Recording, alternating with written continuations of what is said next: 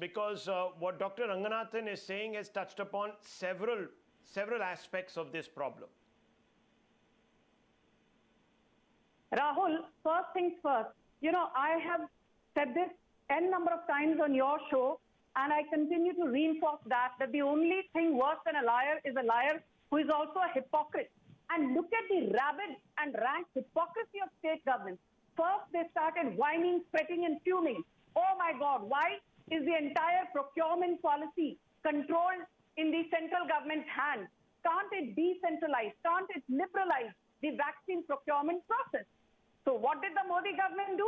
It took the feedback from relevant states and decided that 50% of the procurement will be given to states. Let them do what they deem fit.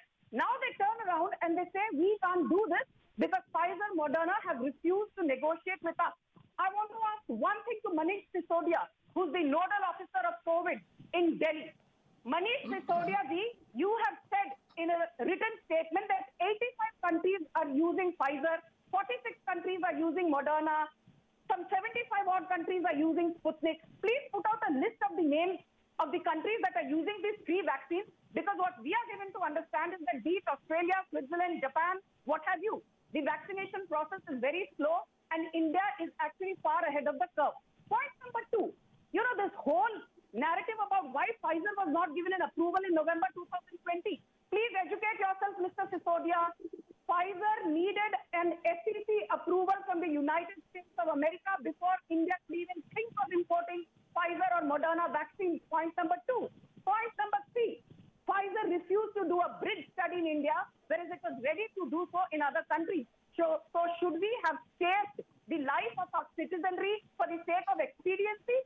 Then the likes of Sisodia and Amrinder Singh would have turned around and said, "अरे भाई, Pfizer को इतनी जल्दी बुलाने की India में क्या जरूरत थी? Pfizer vaccine को import करने की क्या जरूरत थी? Why did the government not follow protocol?"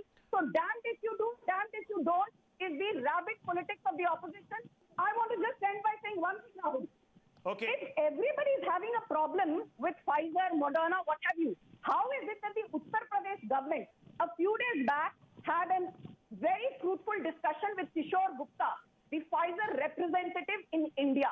Actually, Uttar Pradesh government had placed a global tender on the 7th of May.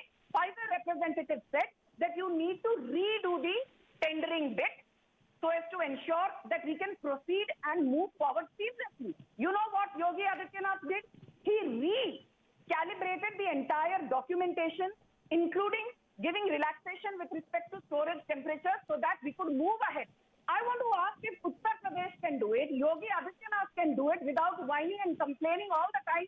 Why is it that Manish Sisodia and Arvind Kejriwal, apart from whining on Twitter and holding inane press conferences, can't do anything productive?